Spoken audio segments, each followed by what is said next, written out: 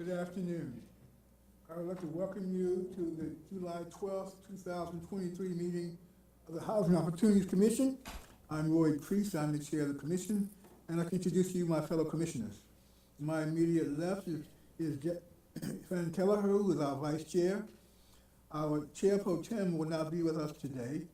To her immediate left is our Commissioner Linda Kuhn, and to her left is Commissioner Pamela Bird. And to my immediate right is our newest commissioner, Commissioner Robin Salomon. So welcome aboard. I'd like to also, as we start the meeting, also congratulate, acknowledge the fact that Linda has been reappointed for another 5-year term, God bless her, along with Jeffrey Merkowitz as well. And so we are proceeding on and welcome all of you all, and thank you for your continuing desire to serve the residents and community of Montgomery County. And also Commissioner Vic Nelson is joining us remotely. So again, we will proceed with the meeting. First of all, we will accept the agenda for the meeting. Any requests to amend the agenda of the meeting at all? Seeing none, we'll proceed with the agenda. Do we have anyone who signed up for the community forum? Yes, Chair Priest, we have Destiny Hare, who I believe is joining us virtually. Destiny? Hare. Okay. Ms. Hare, you are acknowledged and can speak. Can you hear me? I believe she's on mute. It won't let, okay, it will mute. I reached out and I followed up in my case, and in this specific case of all things wrong, I'm a working adult and I've been in many positions to know what this looks like. This process for my relocation and redetermination started in November. I sent in all requests and items by December, January. And at that point, I needed help locating a unit. Ryan Rogers responded in February, which was about a month later, and she responded to me in an email saying, quote, her job isn't to locate housing, just to issue a voucher, end quote. I then sent an email quoting agency's missions to help find, secure, and maintain housing, and I was seeking assistance for this. I then sent a board request to address the board in February due to lack of locating housing, my relocation process, communication, and not being able to contact different people on HOC. There was many levels of miscommunication, degrading staff responses and emails. I scheduled to see the unit and but secret brutally, and I was asked to reschedule about less than 10 minutes from the time frame to see the unit a few weeks ago. I missed yesterday because I was forced to meet in person in Kensington, which is quite far from my usual commutes during rush hour time. And as flexible as I've been during these past 5-6 months with this unit, I couldn't, in the fight for being returned yesterday as I traveled. I got there about 4:20 or so, and secret or so we just left. So I rescheduled that today. This specific unit on Watercrest Drive, I was told this unit was rented after I had done what I needed to do in March, and I was supposed to move in March 1st. Then I was told the move-in date would be March 1st. It was moved back to April 1st. I had a baby at this time. I had to follow up again because it got to be within a week of my move-in date, so I had to follow up. Then I was told May 1st. Then this was pushed back again to June. And then the new date now was July, and each time I had to follow up to figure out about the status of the move-in. I was dragged along, humiliated and degraded and disregarded for about 5 months over this unit at Watercrest Drive. I lost much furniture. I reached out about many resources previous months ago. I initiated requesting FSS and financial planning when I got into this position in February. And it just that I had the baby in April and returned to work in May so that I could continue to earn income. Currently I'm working and I have an interview scheduled for another job. I'm in school and I recently got a raise in order to increase my income. Throughout that process, there have been a few helpful people. Toshiba, I forget her last name, she's helped helpful with this unit, helping me find that process. Shirley Benning was amazing, helping me to get financial pathway and feel more confident about the situation. Nargisa Polanova, I'm sorry. She was excellent in all the email responses, always emailed me back. And those are my notable people. Thank you. Thank you very much for bringing this to our attention. I am hopeful that this matter, this journey you've been on is going to be coming to some closure very quickly, and that you'll be able to move into a unit very soon. So I regret that you've gone through this process, but again, the matter, I know it to the attention of our executive director and staff, and they will in fact pursue that matter. If anything further comes up and you need to reach back out to the commission, please feel free to do so. And again, I regret that you've gone through this process. Any other persons who want to speak? No, I would just indicate and reiterate what you've stated, Chair Priest. This is a situation that top leadership is fully engaged in without disclosing personal details related to this matter. I have full confidence that it has been addressed, and I share the same sentiments in regards to the challenges in terms of her communication with staff, and that's being addressed as well. Okay, thank you. Okay, the next item, with no further persons to come before us for a community forum, is our report from the executive director. All right, thank you, Mr. Chair. Commissioners, welcome new Commissioner Solomon, members of the public and the HOC team. I'm pleased to share an update as it pertains to our activities in the month of June. Next slide.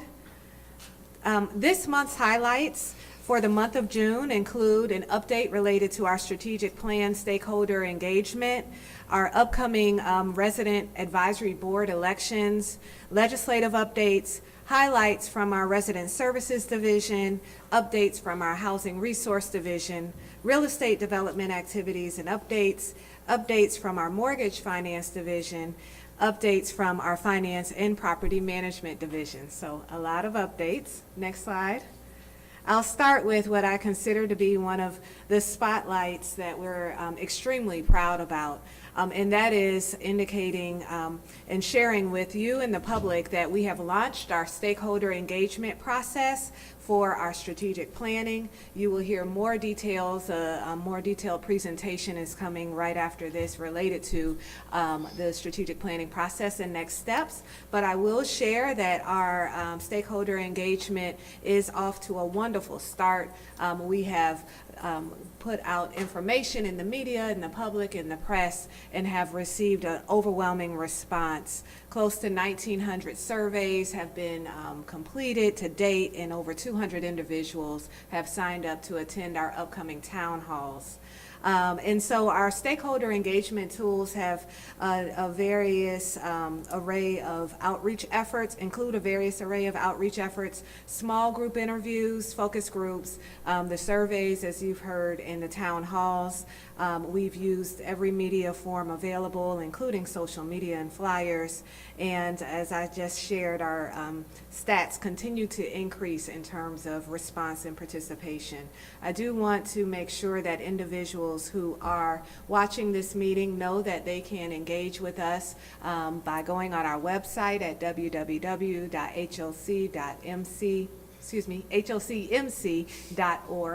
and fill out the survey and or attend one of our town hall meetings. Monday we'll have a town hall meeting virtually, and Tuesday we will have a town hall meeting at Veterans Plaza in downtown Silver Spring. Next slide. We also have had an overwhelming response as it pertains to our resident advisory board. We launched a first of its kind outreach initiative to invite individuals to join our resident advisory board, and as of yesterday I was advised we had 122 applicants. These are individuals who are currently in HOC properties and or voucher holders that have provided their full details and information and answer questions and are prepared for this election process so that they can serve on the Resident Advisory Board. Elections are open. We've received the information that voting will start on July 17th. And at that time, there will be information related to all of the candidates on our website so that individuals will have an opportunity to look at who the candidates are and make decisions related to their voting. And the voting process will be electronic. So individuals will be able to vote electronically as well as in person at our sites and at our in-person town hall meeting on the 18th. So again, this is a great response rate. In the past, we have not had this type of response, but we also haven't had this type of outreach. So it's really good to see the level of interest. Next slide. This is the legislative update. As the board is aware, and as most county residents are aware, there have been ongoing discussions related to landlord-tenant anti-rent gouging protections amongst the council. As it stands, there is a pending Bill 1523 that would put a cap on annual rent increases of 3% plus regional CPI, not to exceed 6% CPI, meaning consumer price index. This slide provides details in regards to high-level overview of what this particular bill would mean. And so this is still before the council for a decision, and if it goes into effect, it would not take effect until 6 months after final approval. I will say that the current proposal is well within what we have budgeted for our rent increases, which were approximately 5.8% based on this recent voluntary rent guidelines and increases that were permissible by the council. And so we will continue to update and provide information as that bill moves forward. Next slide. There's also an amendment to the FY 23-28 capital improvements program related to an action that we presented to this board previously related to preservation of naturally occurring affordable housing. As the board recalls, many months ago, Councilmember Andrew Friedson made comments in the Housing HPF committee that they were considering the potential of moving forward with a preservation action. And since that time, on June 20th, the council member did introduce this action. The current next step would be to take it to full committee, or to the full council on July 18th.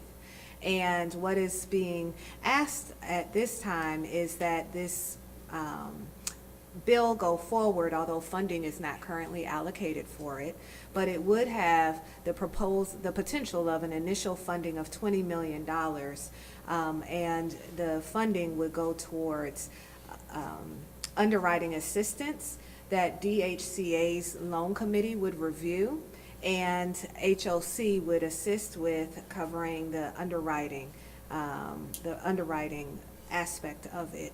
As it is currently presented, it would allow for HOC to receive a 1% origination fee to cover our administrative expenses, and would allow HOC to be eligible for up to 25% of the fund. And so again, this is an action that was put forth through the Housing Committee and is planned to go to the full council on July 18th. Before I move forward with resident services updates, I do want to pause and ask if there are any questions about the legislative update that has been provided. Okay, thank you. Next slide.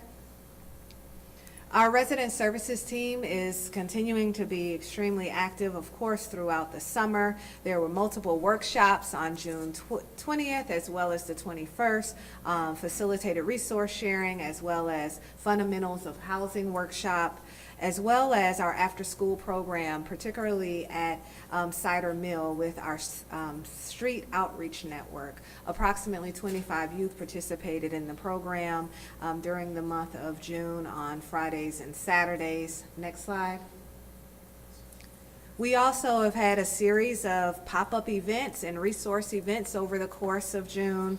As you can see with the dates listed in the photos, a lot of activity, Washington Square, the Willows and Town Center, Shady Grove Apartments, Magruder, Discovery, Tanglewood, and Town Center Place all had pop-ups.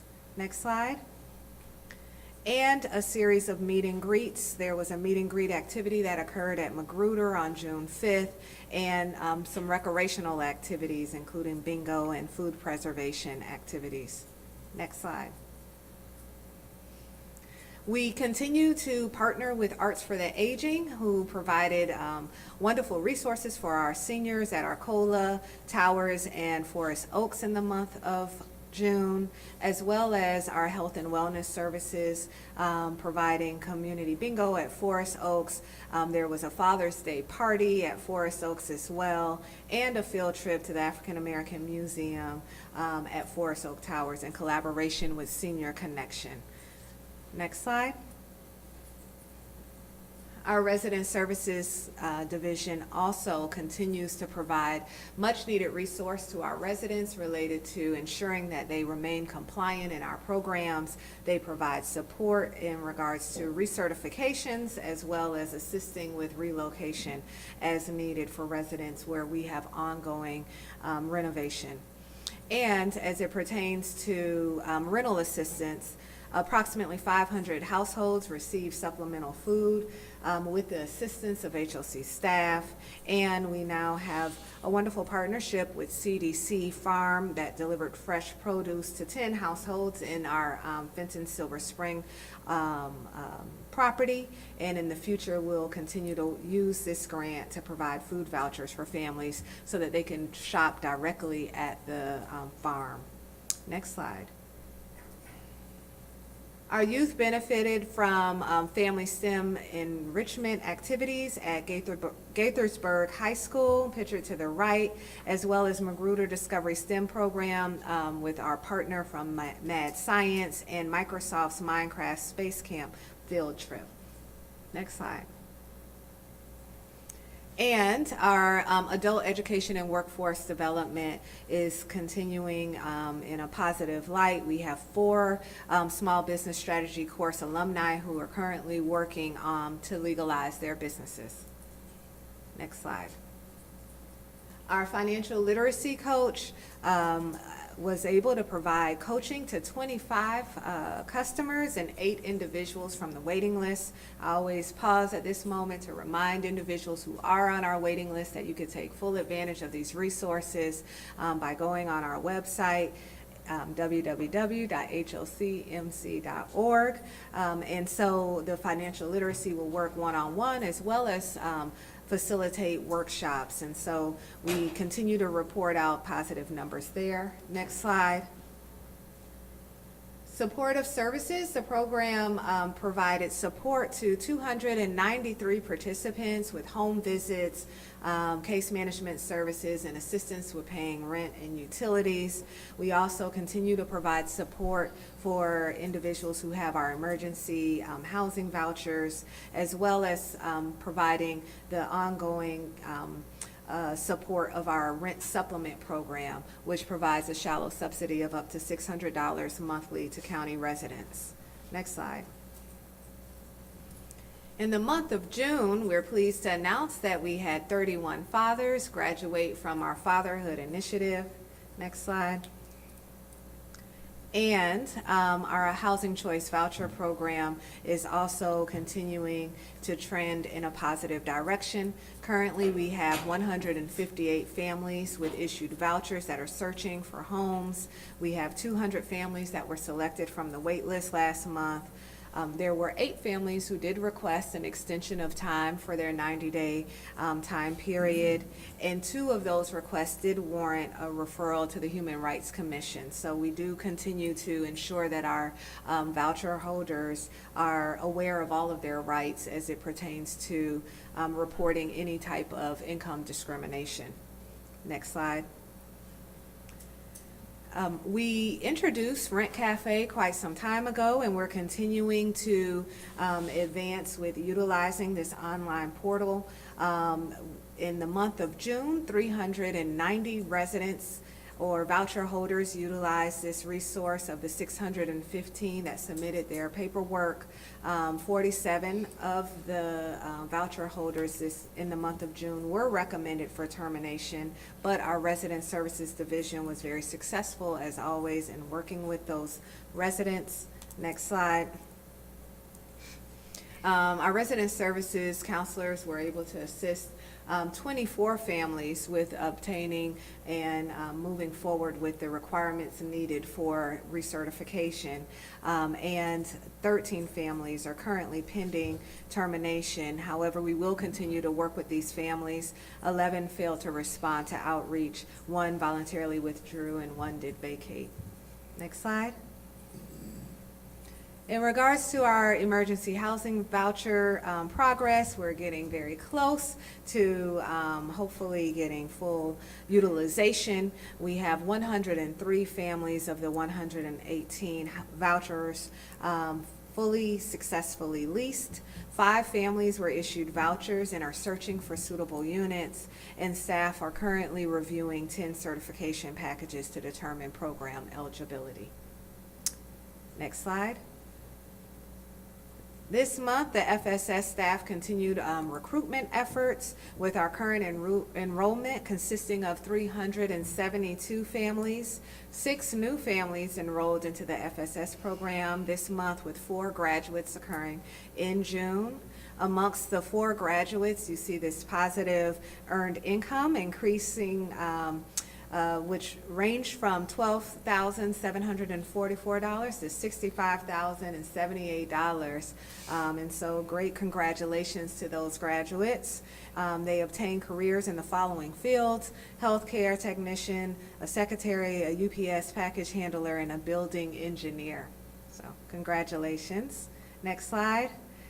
And to continue the congratulations, very pleased to say that in the month of June, for the first time in a long time, we were able to welcome our graduates in person and celebrate their achievements. We had 19 participants who came from our FSS program who graduated in 2020, 2021, and 2022, so over the course of the pandemic. And as you can see, former Commissioner Jackie Simon provided the keynote address. Chair Priest was in attendance. I was able to also offer accolades, and the graduates were extremely proud of their accomplishments, and we were, of course, happy to celebrate them. Next slide. And these are just beautiful photos from this event. And so we look forward to continuing this in-person celebration on an annual basis. I will say that many of the participants were completely struck by the fact that we did not forget about them. They thought that since it had been so long that they did not even anticipate that we would host an event. And so they came with their family members and really had an opportunity to celebrate their accomplishments. I want to acknowledge the FSS team, also Lynn Hayes and her leadership for this program. Next slide. In terms of real estate development, the green roof repair is ongoing at the Metropolitan. We have begun the second phase of the 5 total phases and expect to complete hopefully by the end of this fall or beginning of this fall, if weather permits. The phase where there was challenges utilizing the elevator is currently underway and will allow for pedestrian access soon. Next slide. We also have great reports as it pertains to our ongoing leasing efforts at the Laureate. The Laureate continues at a robust pace. We have 45.15% occupancy with 57.46 lease, and it continues to demonstrate a very positive interest in this mixed-use community. The Leggett also has some positive traction. We're currently 21% occupied with 41% leased, and only 6 households remaining to be relocated from Elizabeth House over to the Leggett. Following the vacancy, once we get all the residents out, we will be moving forward with the demolition. And I will pause before we go to the next slide and ask if there are any questions. Thank you, Executive Director. Do we have any sense of when those 6 people will be moved? Is there anything in particular that's holding that up, or? I believe we typically work side by side with residents to determine what timing is best for them. I don't know the specifics related to them, and I can circle back to provide that detail, but we always want to make sure that we're working within the confines of their timing, as well as getting their utilities set up, cable, et cetera, before they move in. I'll see if I can get any information on that before the meeting is over and report back. Thank you. Well, do you have a date of when the demolition is gonna start? Well, the demolition is set to start immediately following the relocation of those 6 residents. So we can't Okay. set that date until those residents are relocated. Okay. Thank you. Great news to hear how popular the new buildings are. Yes, thank you. All right, if there are no further questions, I will move into an update on strategic planning, which is the next agenda item. Mr. Chair, if that's okay with you? Fine. Great. Next slide. Commissioners, we are in the thick of it related to our 5-year strategic planning process. Today, we do have the Principal of Public Works in the audience with us, Eric Schnoller. I'm going to pronounce that right? Okay, Schnerner, thank you. I just call him Eric, but he's with us today, and as a recap, our 5-year plan, strategic planning purpose is to evaluate our past performance, to identify opportunities for improvement in new areas of focus, and to develop our 5-year plan, which includes looking at our vision, our mission, our values, our strategic priorities, goals and objectives, and implementation and monitoring. Next slide. We have an internal strategic plan team, and we're supported, of course, with Public Works serving as our consultant. Next slide. As the board authorized, this is a 2-phased approach. The first phase is where we are right now, which is the strategic planning process, where we are engaged with our stakeholder engagement. As I mentioned previously, the surveys, town halls, focus groups, and interviews are well underway. At the same time, Public Works is engaging in an analysis of the ecosystem and our needs and current state analysis, as well as looking at our community profile, benchmarking, and best practices. We will engage in detailed discussions around our vision, our mission, and our values, and ultimately, by way of the board's direction, set strategic priorities, goals, and objectives for the next 5 years. This includes, of course, a SWOT analysis and recommendations. The next phase will be the implementation phase, and ultimately be a reflection of what comes out of the strategic plan and how we will hold ourselves accountable, create metrics, and operationalize the strategic plan. Next slide. Our timeline included us kicking off this strategic planning process in May, June. Our current timeline is intact in terms of our strategic stakeholder engagement, June and July. And our anticipated timeline for review of a draft strategic plan is in August, September, with a commission review and approval process as soon as possible. We've put fall 2023, but of course defer to the board in terms of when the time permits for that next phase. And then ultimately, after the commission approves this plan, we will move into the next phase of implementation. Next slide.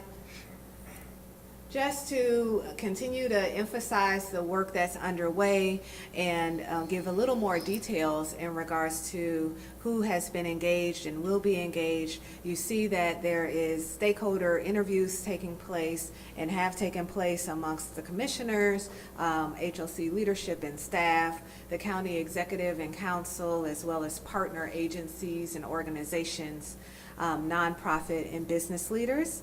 We have specific surveys that are targeted to different groups. Our customers and our residents and voucher holders, as well as wait list applicants, have a survey that has been published to them.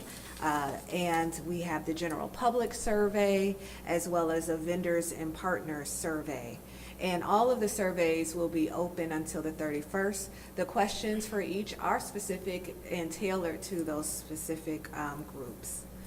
And as previously indicated, we have town halls that are scheduled for July 17th virtually, and there are still many spaces available to join us on July 17th by going on our website if you're interested in registering.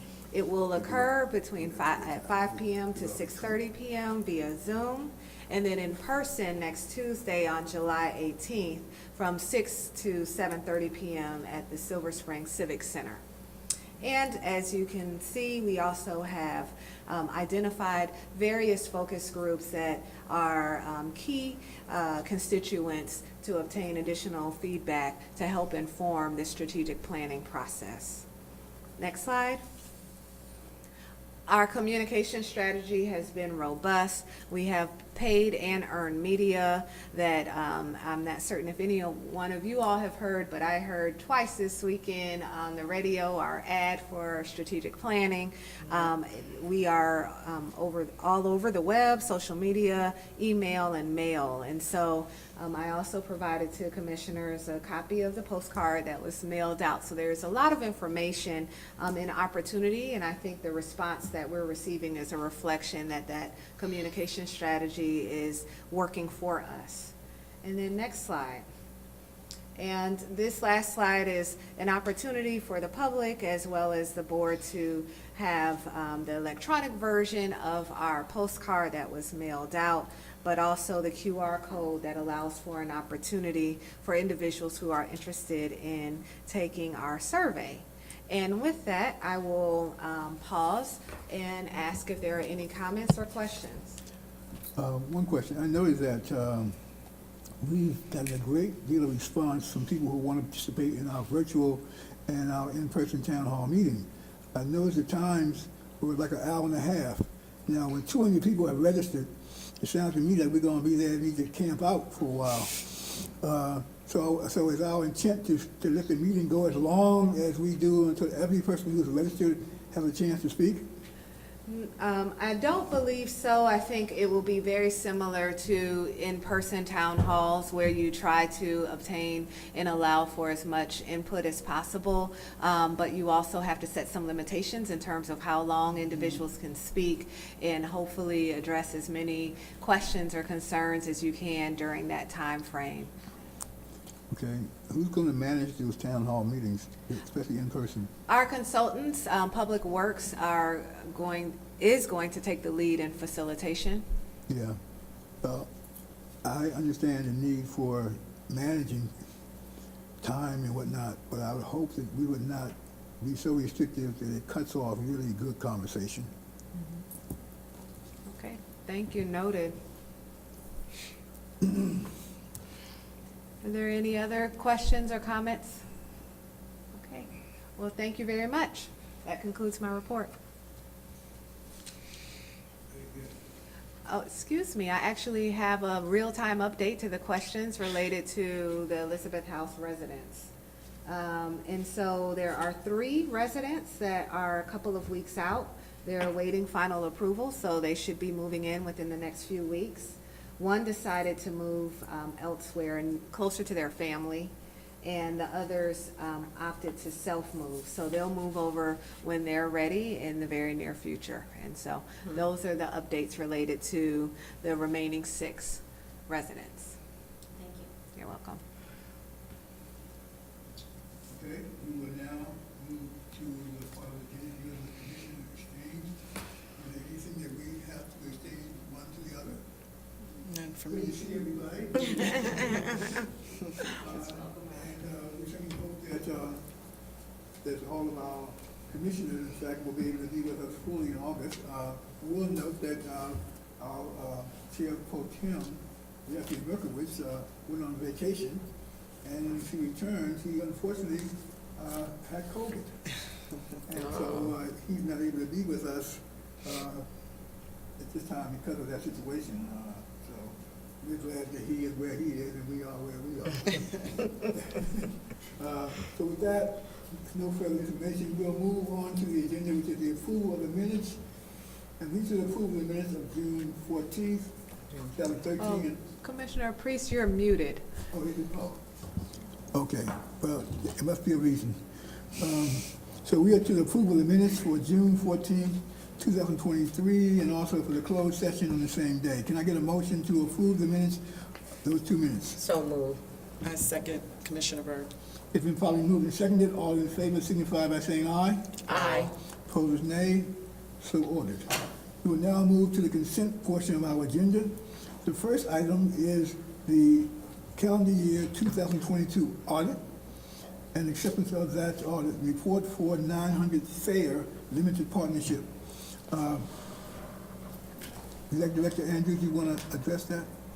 Commissioners, this is a clean audit that we're advancing. As we previously shared with the BF&A committee, we did not anticipate any challenges with this audit. It was clean, and we're seeking approval to move forward with closing this audit out.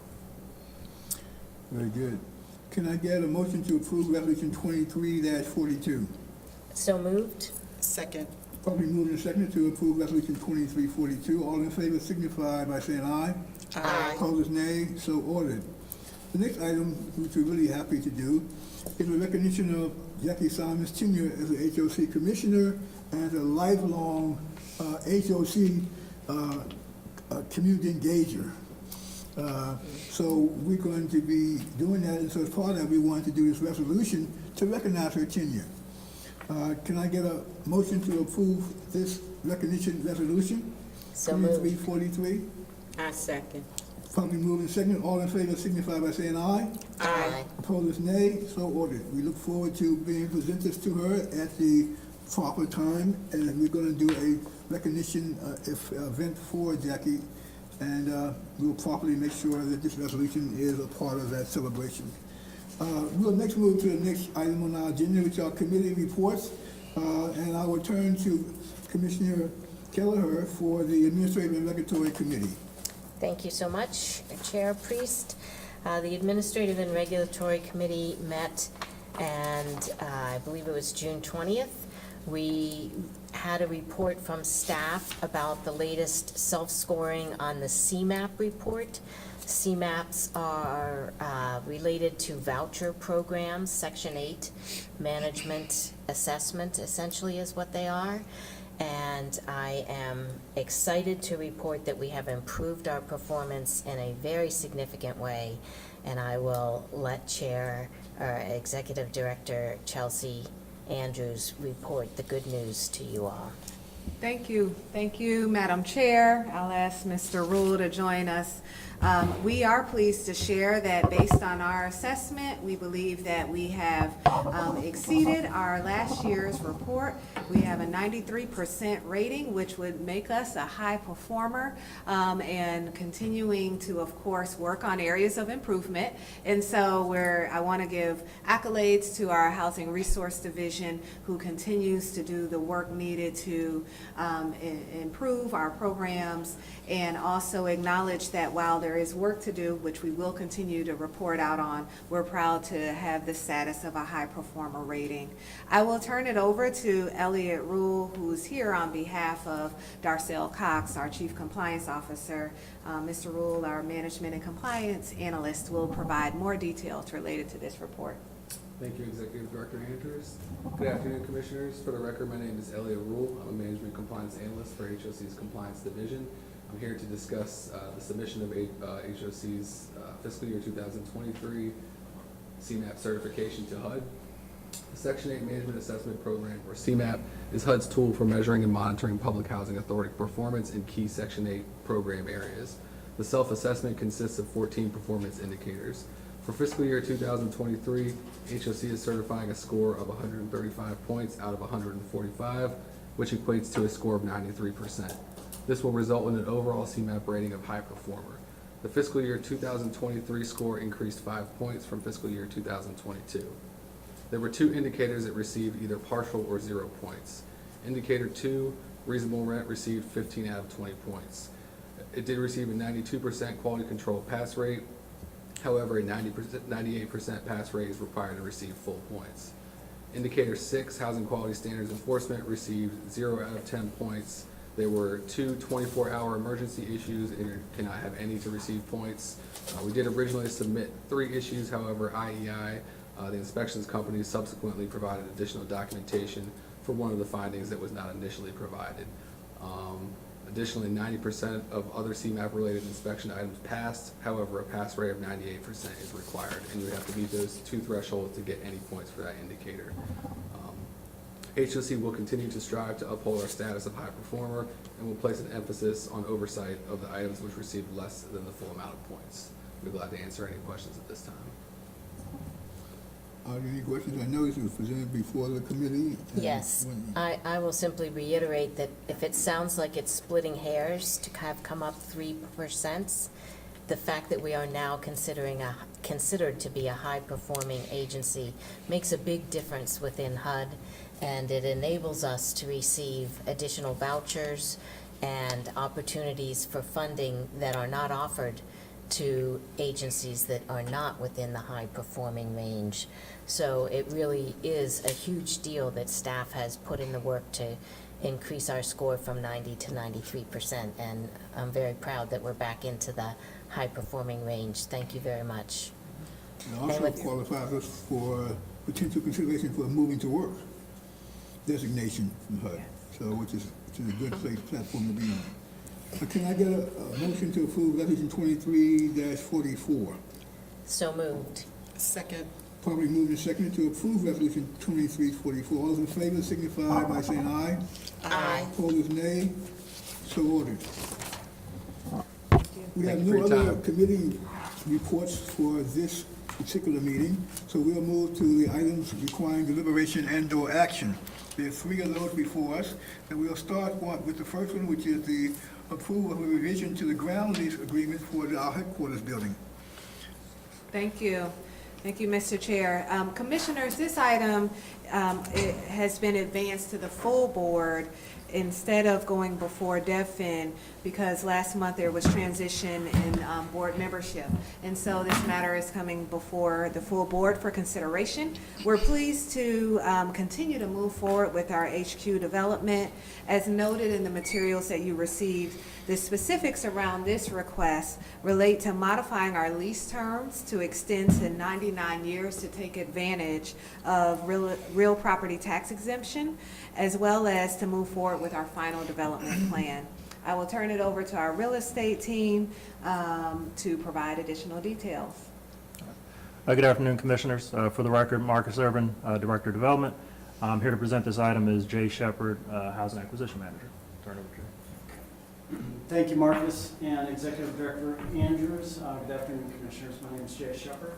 I'm a Housing Acquisition Manager in Real Estate Development with HOC, and I'll be covering this item, which starts on page 65 of your brief book. This is the headquarters development opportunity. Like Director Andrews said, today we're asking for a review and approval of the final development plan for the opportunity, along with a revision of the ground lease agreement and the recorded memo of ground lease that changes the base term of the lease for tax exemption purposes. Staff, as way of background, staff first came to the commission in September of 2018 to seek approval to design and entitle 1328 Fenwick Lane, which is a 16,302 square foot aggregation of lots P33, P35, and a subparcel of P30, collectively in Silver Spring, directly across from HOC's new Leggett building and the soon-to-be demolished Elizabeth House. The two-step mandatory referral process was unanimously approved by Montgomery County Planning Board on April 15th, 2021, and the administrative subdivision plan was approved a month later on May 17th, 2021. Construction documents were finalized, and a permit set of drawings were submitted for permitting review for Department of Permitting Services in mid-2022. And in a special session in April of 2023, the commission approved release of an early start agreement with the selected general contractor, and that was signed on June 6th of 2023. Staff will be returning to the commission next in September with final financing plans and approval to execute the guaranteed maximum price with the general contractor. The building, will be an 82,500 square foot, 9-story office tower. That's going to house the functions of HOC's offices in Kensington, the Silver Spring Service Center, and a bulk of our HOC's East Deer Park location. Consolidating these functions into a headquarters space represents a long-term investment opportunity that will literally be built on a timeless design of transparency and stability. To accomplish this feat, HOC assembled a highly qualified team of experts illustrated on page 68 of the brief book. That's led by Promark Partners, Lord Shirley and Brewer, and Design Collective, and multiple others, as you can see, to whom we're most grateful. The proposed headquarters demonstrates a strong commitment to sustainable building practices as we strive for platinum certification under the Green Building Council's Leadership in Energy and Environmental Design Certification Program. Upfront costs for high-performance systems return long-term savings for the Commission and will promote the general health, well-being, and productivity of staff by bringing in natural daylight to workspaces and avoiding building materials that contribute to poor indoor air quality. The site is also close to public transportation and will also offer on-site secured bike storage and lockers. The development plan and budget on page 70 of $74 million incorporates now 2 years of capitalized construction interest, eliminating those costs to the agency for 2 budget cycles. We continue to carry a 5% contingency, and the early start agreement has allowed the team to focus on procuring long lead items and stabilizing the cost for highly fluctuating materials. Page 71 illustrates the agency's operating expenses before debt service once stabilized and is projected to be approximately $1.65 million a year and will include reserves for future repairs and some cost savings recognized through the consolidation of the various offices. Staff are working on the final financing plan, and if approved, we'll be in a position to close this later this year, kicking off the 23-month construction cycle with moving and occupancy of the building by staff expected in the fall of 2025. Staff is also seeking today commission approval for a revision to the ground lease agreement that Executive Director Andrews mentioned. This agreement was signed in 2019 and was for an initial 60-year term with 2 15-year term extensions, or 90 years. Per Maryland State Tax Code, for HOC to benefit from a tax exemption on a property that it owns, it must demonstrate under a long-term lease scenario a leasehold interest of at least 99 years. The modification we propose would change the base term from 60 to 99 years, with all the other terms remaining unchanged, thereby qualifying the Commission for its proper tax account. Staff therefore recommends the Commission approve via resolution starting on page 75. The final development plan for HQ and budget as presented, and the associated required revisions to our ground lease agreement with Hallmark's partner, and recorded memo of ground lease as further represented in the brief book.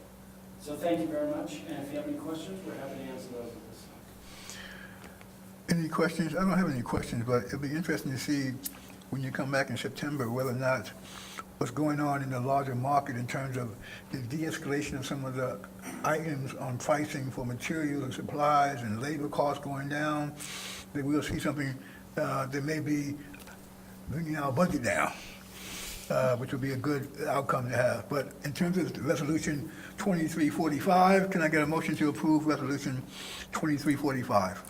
Commissioner Byrd, I move approval of Resolution 2345. I'll second. Probably moved and seconded to approve Resolution 2345. All in favor signify by saying aye. Aye. Opposed, nay. That's Oh, Rick saying aye. okay, so ordered. The next item is the Metropolitan.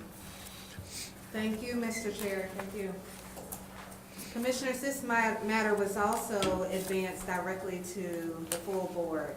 As the board is aware, a number of months ago, HOC issued a RFP to begin the process of selecting a general contractor to facilitate the renovations at Metropolitan. Today, we have a recommendation in regards to moving forward with Southway Builders as the GC for this project. I will turn it over to our real estate team to provide more details. Good afternoon, Commissioners. For the record, again, Marcus Irvin, Director of Development, HOC. We proceed 2 slides ahead. Thank you. So just to orient you, the Metropolitan Apartments, constructed around 1991, is located on Old Georgetown Road, proximate to the Bethesda Metro Station. Approximately 308 units, with a portion of 92 units dedicated as low-income housing tax credit units. So following this item, there will be a separate ask of the Dev Corp. However, we issued a general contractor request for proposal. That solicitation went out to over 300 vendors in our system. We had approximately 8 vendors attend the pre-con submission, which isn't always an indication of interest. From that solicitation, we received 2 proposals, one being from Southway Builders, a long-standing general contractor with over 30 years' experience in the renovation market, affordable market, and renovation of high-rise apartments. The other vendor was actually Paradigm Contracting, who was doing our headquarters, but more experienced in the high-rise new construction environment. The solicitation, if we go one additional slide. Scope work in the solicitation. Friday here in the unit mix, once again, we have about 308 units. The renovation would include renovation to all the units in a similar fashion as what's been shown in Shady Grove, Georgian Court Apartments, and even Alexander House. It would require significant redesign of the amenity areas, including exercise facilities, expansion of community areas up on the upper level, repairs to the pool, also energy efficiency and HVAC systems. A lot of the design would be similar to what we have at the Laureate, but from a renovation standpoint. Next slide. Shown on this slide is just a summary of the requirements of the RFP, similar to prior ones, including general contractors' experience, qualification, price, MFD participation, management and operations, and then also the delivery schedule. Go to the next slide. Can advance one more. A summary of Southway's qualifications. So Southway did provide all the requisite material outlining their experience in this area. They exceeded the general experience category for renovation projects of similar scope, size, and with tenants in place. Along with sustainability. They also presented a management plan that outlined in the RFP, such as communication, which is an important aspect of this project, along with safety protocols. Pricing, they were the most competitive and the lowest bidder among the 2. Delivery schedule is within the time frame for projects similar to this, approximately 24 months or so. And then also a commitment to excess MFD participation exceeding the 35%. The renovation for a project of this involves creating vacancy within the units, which property management is already underway. So it's approximately 10% of the units, or 30 units total, which will be done in tiers, and Southway's prepared to follow on that. we proceed to summary and recommendations. Just overall timeline. Here before you this afternoon to present approval for selection of Southway. Dating back to 2021, you can see the initial actions that have led us to this point, including selection of our architect, consultants. Going into 2024 would be additional actions for financing plan, and then also final development plan. Last slide, please. Last slide. Yes. Summary recommendations. So will the commission approve staff's recommendations to select Southway Builders as the general contractor for the renovation of their metropolitan apartments, and authorize the executive director to negotiate a guaranteed maximum price contract with Southway for up to $55,163,915. I'll take any questions if you have any. Marcus, could you go back to the slide, the time frame slide, Yes. that one? It says that we don't expect the project completion to be done to 27? Yeah, so assuming we begin in 2024, it's about a two-year and change construction schedule. So final completion of all elements and closeout, we just included some buffer in there, but the construction schedule is approximately 2 years. Is the tenant in place, correct? That's correct. So we'd be responsible for all tenant relocation. The goal of creating a vacancy within the community itself is to allow residents to move throughout the property. You know, as you well remember, we did Bauer Park, in a tenant in place. I won't go into a great detail discussion about that, but this is a much bigger project, a bigger scope to be managing. I'll be interested to follow how that's going along in terms of doing a tenant in place for a massive building like this one. Yeah, got challenges for that. It's all hands on deck approach with property management, resident services. The other thing that was interesting me on this one was I'm hoping that once this renovation is done, that we'll see some improvement in the occupancy numbers for the Metropolitan. I mean, because that's really a very outstanding building. I mean, one of the first buildings I visited when I became a commissioner, and I was really very impressed with that mixed use of affordable and market rate. And so I said, I would have moved in that building. So I was wondering why why occupancy rates were not at 100% Yeah, and that's to create the vacancy with the for proposed the rent. renovation you're getting ready to do? Correct. Okay, all right, that makes sense to me.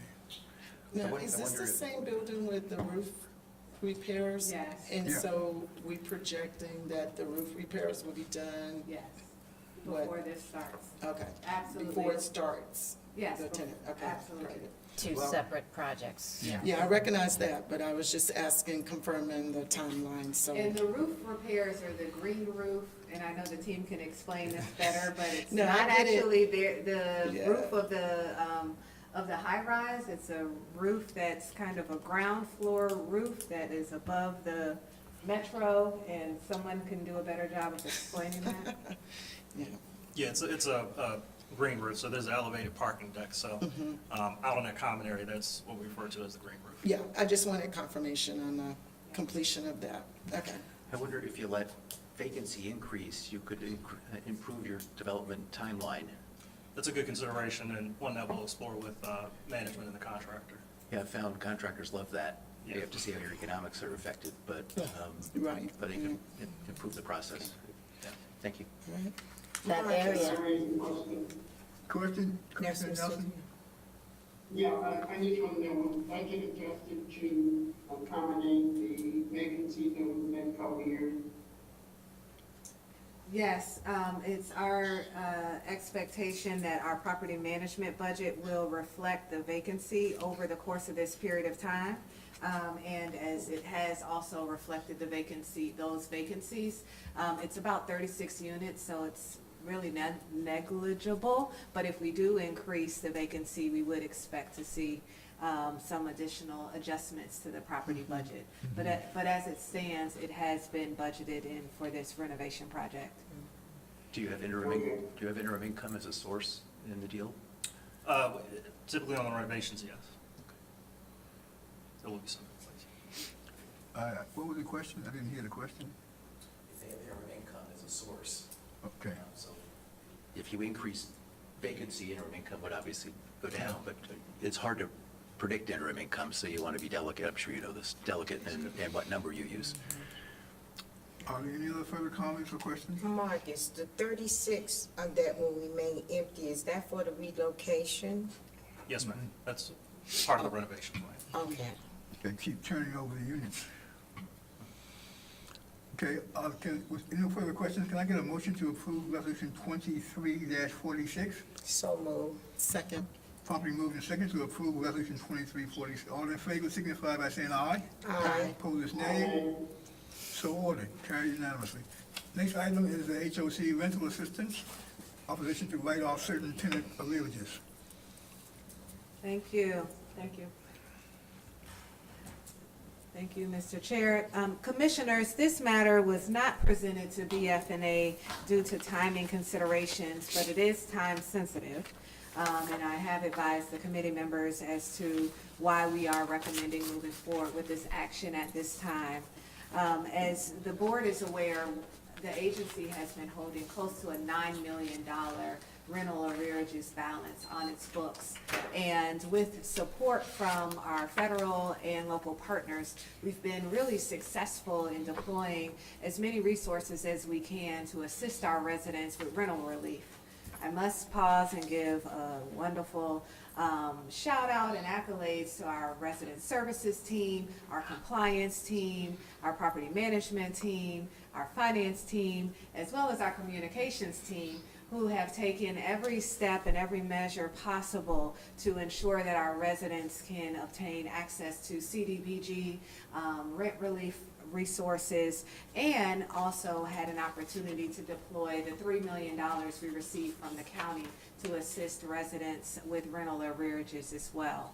We are coming to the board at this time because there are a number of residents, almost close to 1,600 residents that have rental arrearages of $2,000 or below, that ultimately, if we do not move forward in one action in terms of providing a write-off or relief, will be subjected to eviction proceedings. I have been, as well as the staff has been, engaged in an advocacy effort with the county to see if the county would support us in providing an additional $1 million to avoid moving forward with what I refer to as a tsunami of evictions. But we have yet to receive confirmation from the county in regards to if they will be able to provide this support.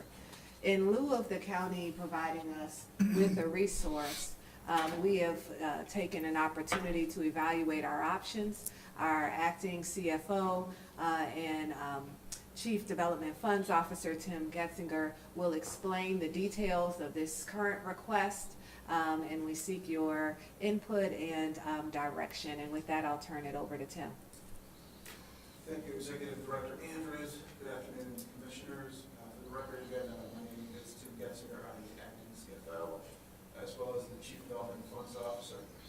The purpose of this agenda item is to discuss certain impacts that COVID has had on the agency, specifically rental arrearages and properties, to provide a brief history of available resources, what the agency has done to address these issues, and propose next steps. Page 90 of the presentation provides two charts. So we You can't hear. slow down and talk up. Can you hear me now?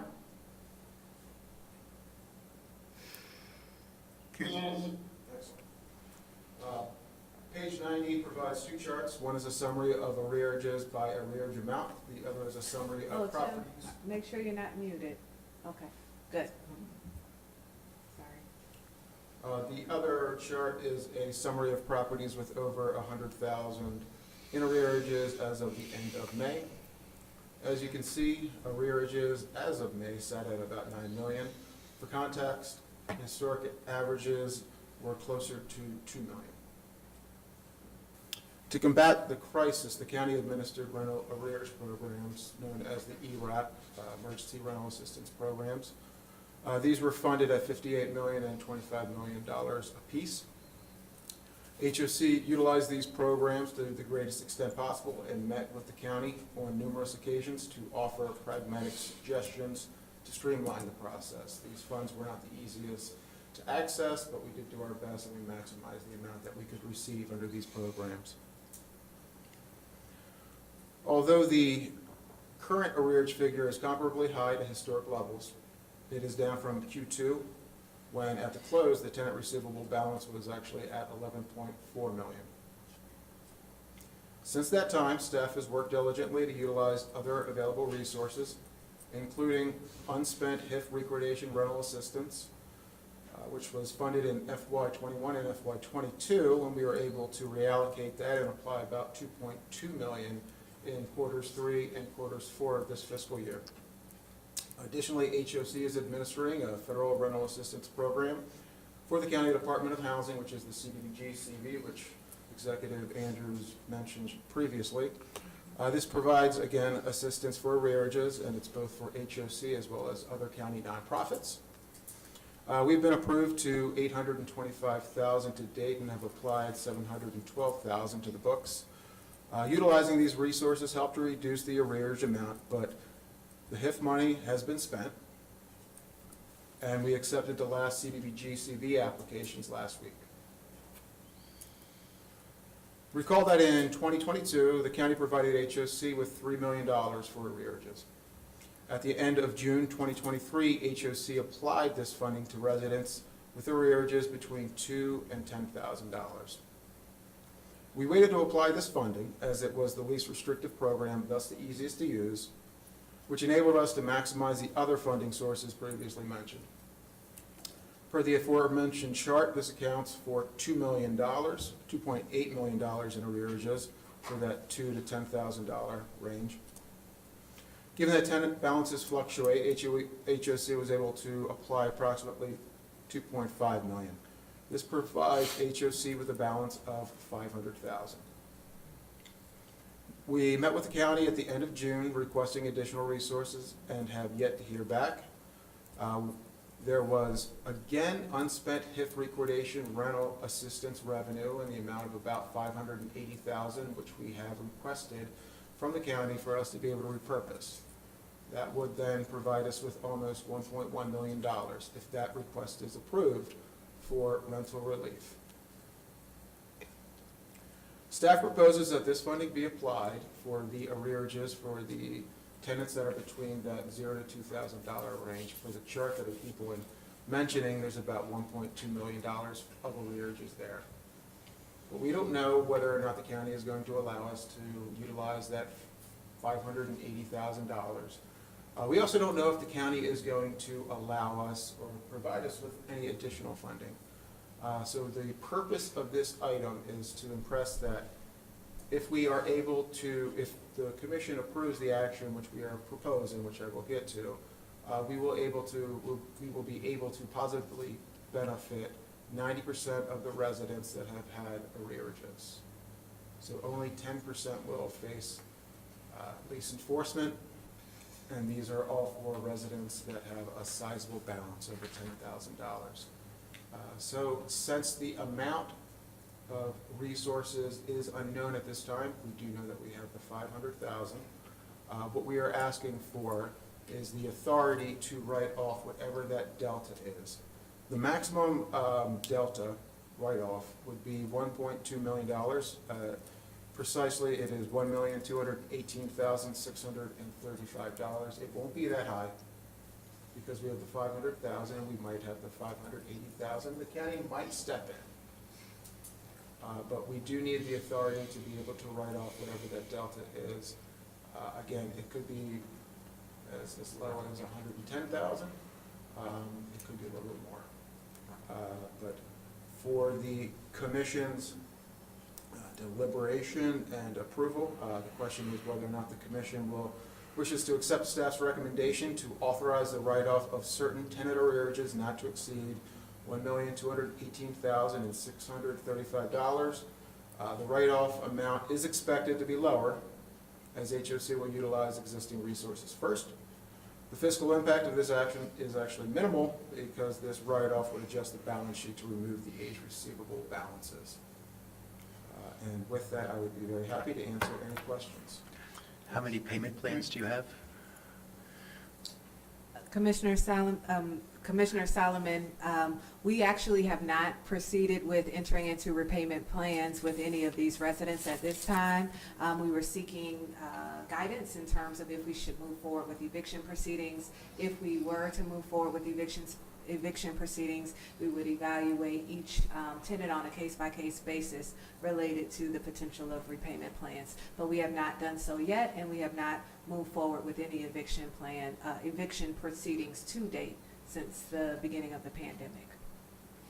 Would it be prudent to have a payment plan process started just to ameliorate fiscal needs, or not so much? Well, our experience has been that payment plans really have been more administratively burdensome than actually successful. Most times what is most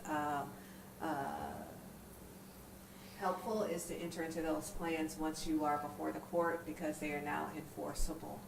But if it's a nominal amount, we do work with tenants. We don't go straight to court if there's 1 or 2 months delay. However, our position has been to try to get as many resources out before moving forward with repayment plans and before putting any individual on notice about eviction proceedings. Thank you. Commissioner Keller? Thank you. I have 2 questions. Do we know whether these are people who are in subsidized units that are low income, or are in market units that we have, or is there some mix? And it seems to me it would make a difference in terms of how we proceed. There are some market tenants, the vast majority would be affordable residents. Other questions? Okay, the second question is, we're in the first month of the new fiscal year. What did we budget this year for write-offs for rent? Are we gonna wipe that all out in the first month, or what % of our budget for this will this actually mean? I'll have to take a look at that, and I can get back to you with what the write-off balance would be. Essentially, what this does is we're providing the rental assistance to tenants between $0 to $10,000. Any additional balances that are accrued after that May 31st date, because that was the timeline, those are now lease enforceable if the commission approves this. Regardless, lease enforcement would start for the 10,000 plus. Okay. Other questions? Go ahead. Yeah, I have Commissioner a Quinn? question. Yes, I have a question. This is a lot of money. This is a lot of money, and I don't want to see anybody lose their home. I really don't. But what kind of message are we sending if this commission does approve that with that type of money? Because they had programs out during the COVID time. Now, I don't know if they applied for it or not, but they did have programs out where they could have tried to get money to try to at least assess the rent. Also, what is the landlord saying? Because some of this gotta be some of their money in there too, am I correct, or no? Well, we've worked closely with the landlords to educate them when we are sending out the funds. But it's rent. It's not their funds. It's rent for the. Yeah, it's rent, but sometimes they rent out to our residents. Then, let me make a point of clarification. These are related to residents who are in our units, not voucher holder, landlord Buildings we own. scenarios. So they're out. So these are our tenants who are in our units that have subsidy, majority individuals who, of course, fall in the lower, extremely low income brackets. The comment you made previously in terms of what does this say about our posture, and really what does it say for those who have not been paying rent. In this particular circumstance, these are individuals who, over the course of the pandemic, have paid something. because their delta is only $2,000 or less in rent. So they've, at some point, attempted to make payments. What we have done is issued multiple letters of communication to residents, letting them know that we are beginning and gearing up for strict lease enforcement. We have encouraged them to take advantage of all of the financial literacy and/or educational opportunities that we have available. For these residents, we've also provided the full list of each of their contacts information to our Resident Services Division, who is also targeting these residents to see if they're interested in participating in any of these programs. And we've explained to all of our third-party property management teams that we are moving forward with taking next steps after we clear the record in terms of outstanding debt so that we can move forward with a clean slate. And so our tenants are very much aware that HOC has to move forward with lease enforcement, and we will begin to do that immediately. For the residents that have over $10,000 in outstanding rent, we are moving forward with lease enforcement activities for those residents. And for the rest of the residents that received any kind of relief, they also in that letter received notice that moving forward, that this was one time, moving forward, we would be strictly enforcing the lease. We strongly encourage them to take advantage of all the resources we have available from education, employment, as well as financial literacy resources.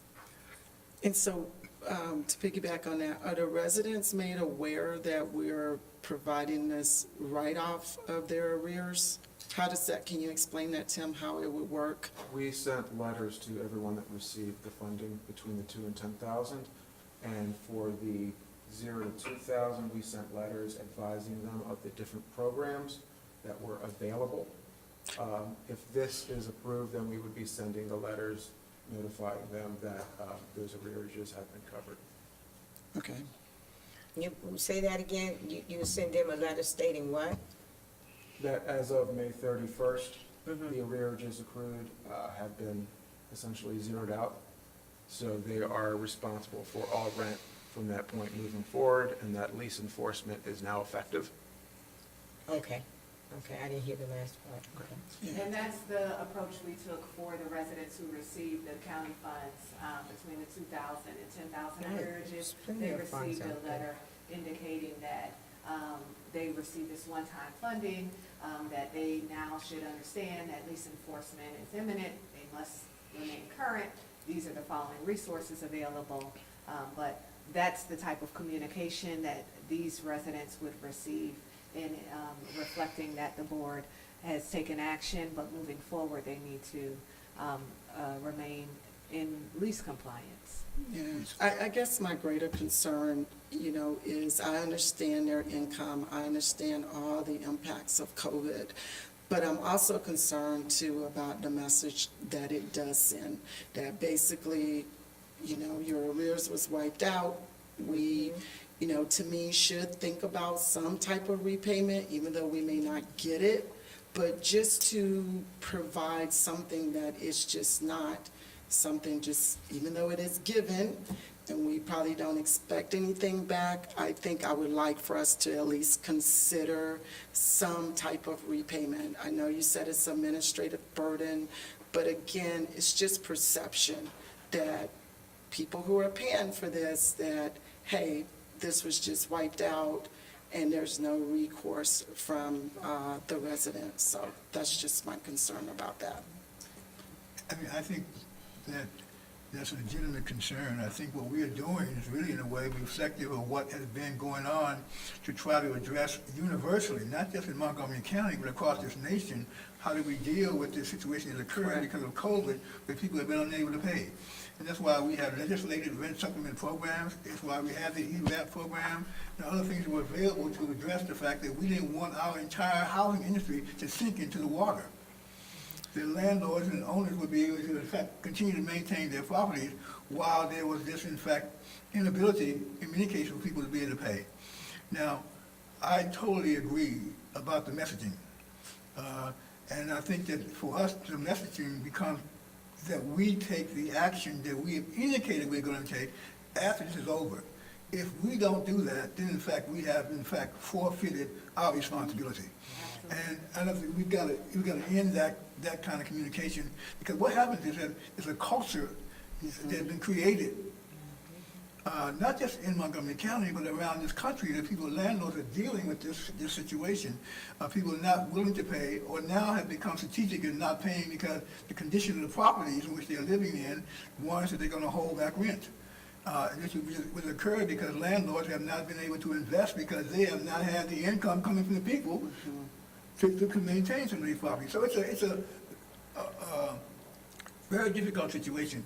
But I do think that what we're doing now is for the people who have the lowest level of rent. It'll allow us to write off almost, how many, 1,200? 1,646. 1,600 cases that we would then be putting back on the situation where we are now starting off on some equilibrium, moving forward with them.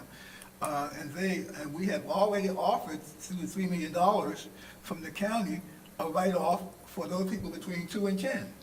So I would not want to do anything more egregious to that population who had the lowest arrears than we did not do to those between 2 and 10. So, Yeah, and I'm looking at the 92 of over $18,000, like, to me, that, we're going after them. but again, messaging, how forceful are we going after them? And I know we hate to hear about evictions, but again, HOC is a landlord too. So while we're having empathy and sympathy for other landlords, we too must look at ourselves as landlord and that we need that income as well. So to have 92 households with over $18,000 is troubling as well, so. I share Commissioner Bird's concern too. It seems we should write off after we've started action, tried to get a payment plan, maybe we get a payment plan in place, then we write off the delta and see where we're heading versus leading with our jaws first and writing off and then entering negotiations with the tenants. It seems maybe we're doing it in the wrong order. Does that make sense, or do you disagree? It makes, I understand the point clearly that you and Commissioner Bird make, but I'm just trying to say that right now, we did not take that action related to people who have between $2,000 and $10,000, okay? That was 646 people, That is correct. okay, who were not treated in that way. And so I don't think that we should treat those who are in a situation where they have a smaller amount of arrearages in a way that's different than those we've already treated. So I'm just trying to be consistent. Okay, I just agree with the fact that we should we are taking aggressive action for those who are over 18,000, no question about that, okay? Well, my concern is all of it. I'm perfectly in agreement with less than 2,000, but I'm saying that we move aggressively on all of it. And so, yes, we're hitting the low-hanging fruit as far as I'm concerned with 2K, but again, how forceful, how quickly, how swiftly we act with these greater amounts that are probably more impactful is the larger concern that I have as well. Yes. But And Commissioner Byrd, as I stated earlier, it is our intent to move swiftly as it pertains to the individuals who have over $10,000 with lease enforcement. As swiftly as we can. There's a backlog in court, but our attorneys are already on notice. Our property management teams are already on notice, and those residents have also received notice in regards to their arrearages. And so that percentage, the 150 that fall in the 10,000 and 18,000, and those over 18,000, we will be moving forward with lease enforcement. We have not, as an agency, stepped foot in the courthouse in regards to eviction proceedings as of since the pandemic. And so what we wanted an opportunity to do first was to make sure that, and we just closed the CDBG resource on July 10th, that none of these individuals had applications in that were pending for potential funding for CDBG, that they weren't pending potential applications for other rent relief before moving forward with any lease enforcement. Now that that date has closed, we are able to do our comprehensive due diligence to be assured that there's not an individual we're moving forward with eviction that would have received another rent resource. And now that we also know that we will be moving forward with individuals between 10,000 and 18,000. Related to your question or recommendation, Commissioner Solomon, related to repayment agreements, it is extremely administratively burdensome for such a nominal amount in terms of some of these residents might have 1 month delay, 2 month delay. We have third-party property managers who, quite frankly, need to be focused on getting into each of our units, making sure that we have gone through and addressed all of the maintenance issues that have been a challenge over the course of COVID, making sure we're geared up and ready for REACT, addressing some of those other issues. If we divert them to a huge effort on repayment agreements, I fear that that will take their attention away from some of the other challenges that have occurred during COVID that need attention. I will also just indicate, and this is why we were really trying to get the county to work with us, because there are resources available in the county if someone is subjected to an eviction and has less than $3,000 outstanding. However, and then at that point, the county would provide that individual with the resource. But you would have first had to file for eviction, impact their record, and of course, create a scenario in which that household is going through and feeling housing insecure and all of those challenges that come along with the potential of eviction. So we were trying to work with the county to see if they would be amenable to providing us with that resource that ultimately becomes available once an eviction is filed.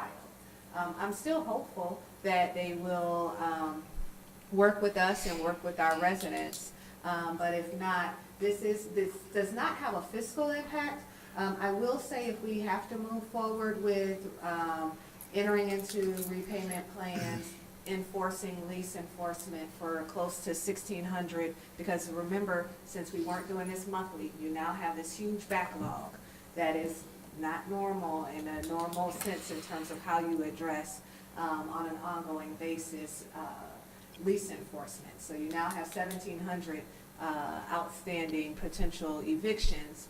We will have increased attorney fees related thereto. Our property management teams would be having to go back and forth to court on each of those matters. It will be extremely burdensome. I do believe that considering the circumstances, these are residents who over the last 2 years have demonstrated that they have put funding towards their rent and have tried to pay along the way. They know about these programs, but unless they could attest that the reason was a direct relation to COVID, they weren't eligible for some of those resources. I do believe that with the proper communication as well as our swift response as we've committed to, we will turn the ship in terms of how we are viewed as a landlord as well as what we do moving forward with regards to lease enforcement. Well, you made the point that I was going to make, and that is the fact that when we do these things, we've got to assess the fact that they are administrative and legal costs that we have to bear as an agency. And it doesn't make sense to me that we end up spending more money to do that than in fact we're going to write off.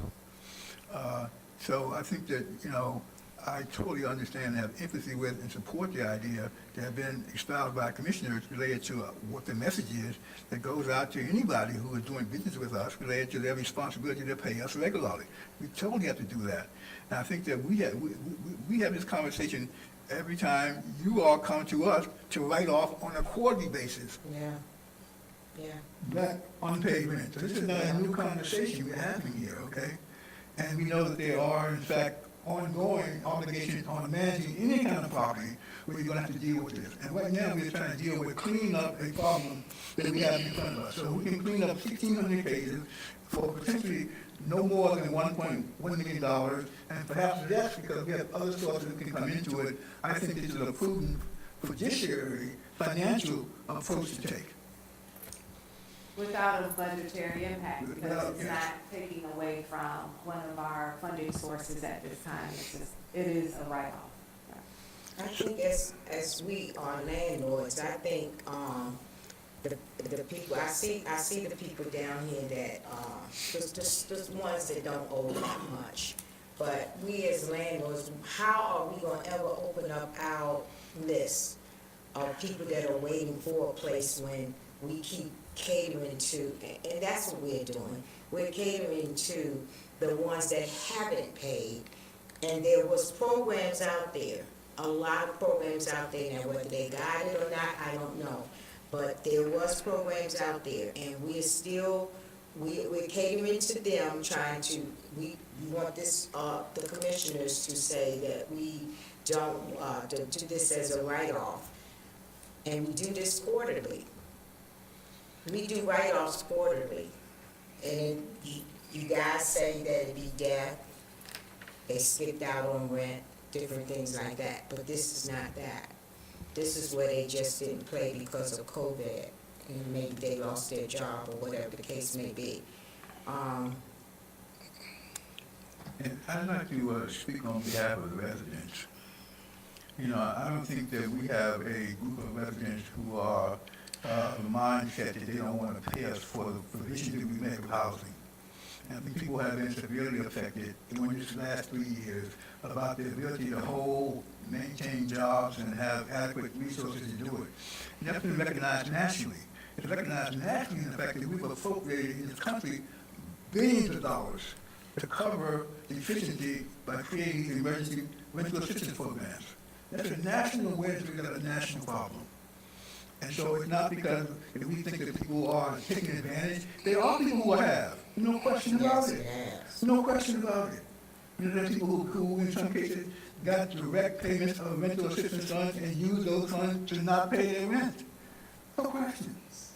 And so I just want to say that I think the majority of people we serve are people who understand the value of housing and the need to pay their obligation, which is in the form of rent to us. And so I would say that this is a matter of us, it should be, you know, at this time moving forward, what is I think a way to be able to clean our books up and move forward and not continue to exacerbate our potential financial position by not taking the action that we propose. I think someone got another comment. I have one.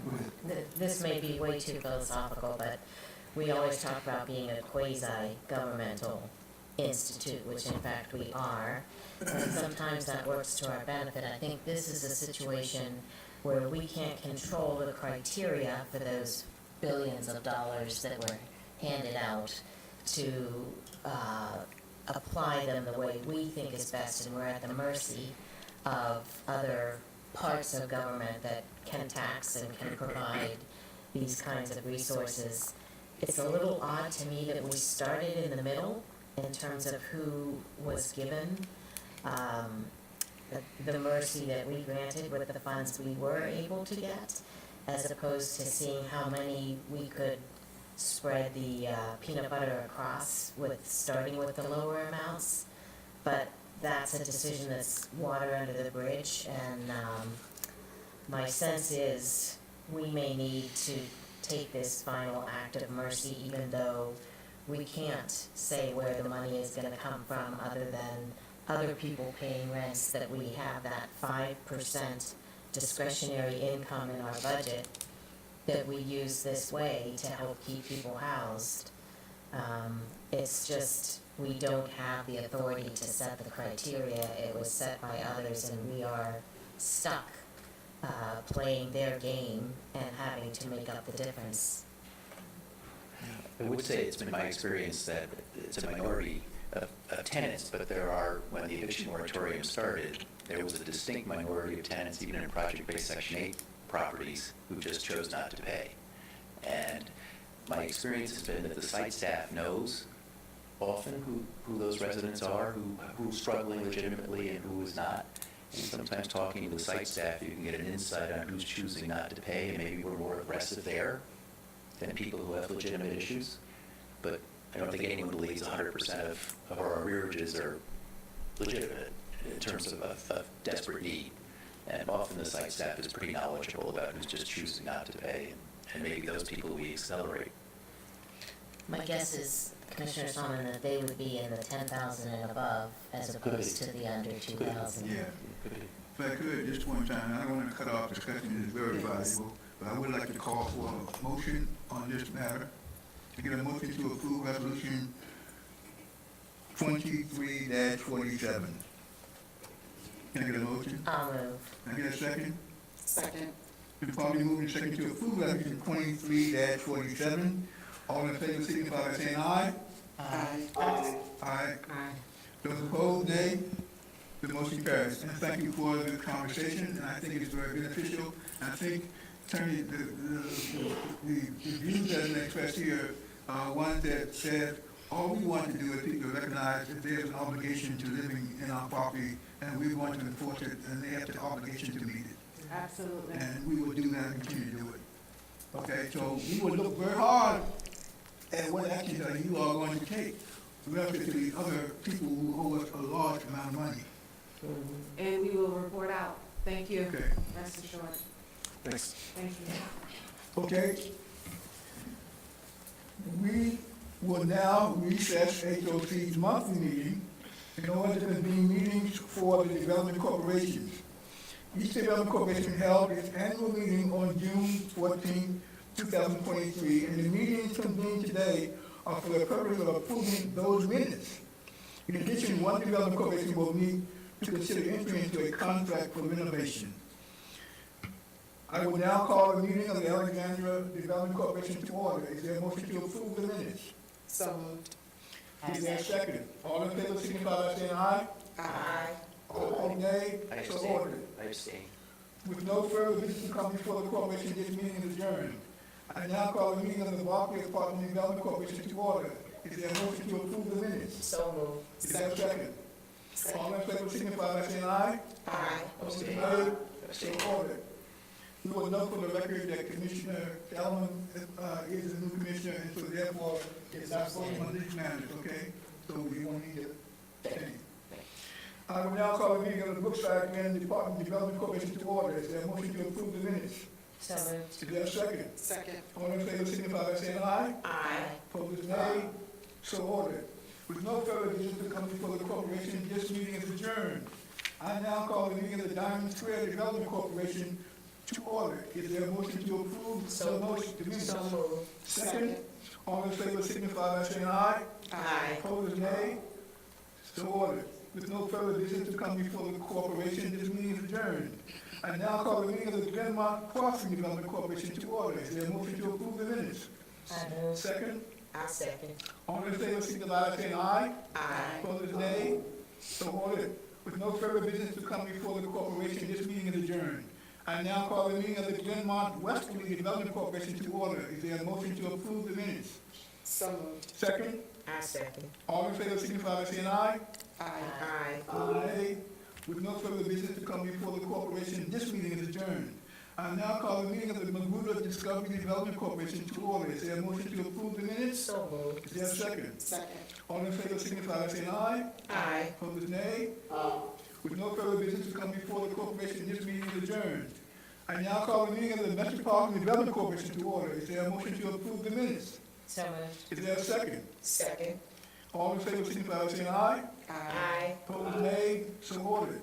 The second order of business is to discuss Resolution 23-0023ME regarding the approval to select and negotiate a guaranteed maximum price contract with Southway Buildings.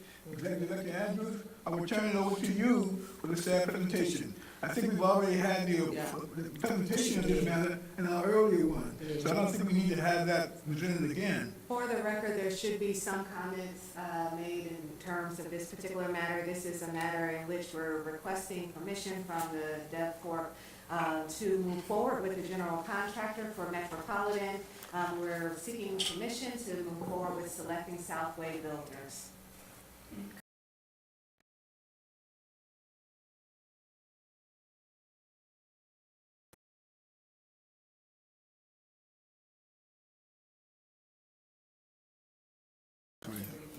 Okay. Okay. I move Resolution 23-002ME. Second. There's a second. All in favor signify by saying aye. Aye. Opposed is nay. With no further business to come before the corporation, this meeting is adjourned. I will now call the meeting of the Montgomery Arms Development Corporation to order. Is there a motion to approve the minutes? So moved. Second? Second. All in favor signify by saying aye. Aye. Opposed is nay. With no further business to come before the corporation, this meeting is adjourned. I now call the meeting of the Paddington Square Development Corporation to order. Is there a motion to approve the minutes? So moved. Second? I second. All in favor signify by saying aye. Aye. Opposed is nay. So ordered. With no further business to come before the corporation, this meeting is adjourned. I now call the meeting of the Post Hill Development Corporation to order. Is there a motion to approve the minutes? So moved. Is there a second? All in favor signify by saying aye. Aye. Opposed is nay. So ordered. With no further business to come before the corporation, this meeting is adjourned. I now call the meeting of the RAD 6 Development Corporation to order. Is there a motion to approve the minutes? So moved. Second? I second. All in favor signify by saying aye. Aye. Opposed is nay. So ordered. With no further business to come before the corporation, this meeting is adjourned. I now call the meeting of the Scattered Site 1 Development Corporation to order. Is there a motion to approve the So minutes? moved. Second? All in favor signify by saying aye. Aye. Opposed is nay. So ordered. With no further business to come before the corporation, this meeting is adjourned. I now call the meeting of the Scattered Site 2 Development Corporation to order. Is there a motion to approve the minutes? So moved. Second? Been probably moved and seconded to approve the minutes. All in favor signify by saying aye. Aye. Opposed is nay. So ordered. With no further business to come before the corporation, this meeting is adjourned. I will now call the meeting of the Sligo Hill Development Corporation to order. Is there a motion to approve the minutes? So moved. Second? Second. All in favor signify by saying aye. Aye. Opposed is nay. So ordered. With no further business to come before the corporation, this meeting is adjourned. I now call the meeting of the TPM Development Corporation to order. Is there a motion to approve the minutes? So moved. Is there a second? Second. All in favor signify by saying aye. Aye. Opposed is nay. So ordered. With no further business to come before the corporation, this meeting is adjourned. I now call the meeting of the VPC 1 Corporation to order. Is there a motion to approve the minutes? So moved. Is there a second? Second. All in favor signify by saying aye. Aye. Opposed is nay. So ordered. With no further business to come before the corporation, this meeting is adjourned. I now call the meeting of the VPC 2 Corporation to order. Is there a motion to approve the minutes? So moved. Is there a second? I second. All in favor signify by saying aye. Aye. Opposed is nay. So ordered. With no further business to come before the corporation, this meeting is adjourned. I now call the meeting of the Oak at Four Corners Development Corporation to order. Is there a motion to approve the minutes? So moved. Is there a second? I second. All in favor signify by saying aye. Aye. Opposed is nay. So ordered. With no further business to come before the corporation, this meeting is adjourned. I would now call the meeting of the Region Metro Development Corporation to order. Is there a motion to approve the minutes? So moved. Is there a second? Second. All in favor signify by saying aye. Aye. Opposed is nay. So ordered. With no further business to come before the corporation, this meeting is adjourned. This concludes the Development Corporation meeting. We will now reconvene HOC's regular monthly meeting. Pursuant to Section 3-305B, and see, you notice I did that without taking a breath. Pursuant to Section 3-305B and D of the General Provisions Article of the Annotated Code of Maryland, I move to adopt a written closing statement dated July 12, 2023, and to adjourn this open session to a closed session to discuss 4 topics. The first topic is to discuss the status of ongoing negotiation with the union. The second topic is to discuss the potential acquisition of property in Silver Spring, Maryland and Bethesda, Maryland. The third topic is to discuss the potential acquisition of property located in Rockville, Maryland. The fourth topic is to discuss ongoing litigation impacting Westwood Towers apartment. The first topic is being discussed in closed session to protect the confidentiality of the negotiations. The second topic is being discussed in closed session in order to protect the confidential commercial and financial information provided to HOC by third parties. The second and third topics are being discussed in closed session in order to protect HOC's ability to purchase the properties. Public discussion of these topics could adversely affect HOC's ability to negotiate with various parties, which could result in HOC being unable to purchase properties. The fourth topic is being discussed in closed session in order to protect HOC's attorney-client privilege and to protect HOC's interest in the ongoing litigation. The statutory sections that allow this meeting to be closed are sections 3-305B, 3, B7, B8, B9, and B13. If a member of the public is watching this meeting in real time on the YouTube, wishes to object to the closed meeting, please comment in the YouTube chat box or contact HOC's General Counsel. Instructions can be found in the Open Meetings Act Objection Procedures, which is posted on HOC's website. Do I have a second? Second. Probably moved and seconded that we enter into a closed meeting. All in favor signify by saying aye. Aye. Opposed is nay. So ordered. We conclude our regular meeting. We now go into a closed session. Thank you all very much for your participation, and thank those of you all who have been with us on Zoom, on YouTube. YouTube. Thank you very much.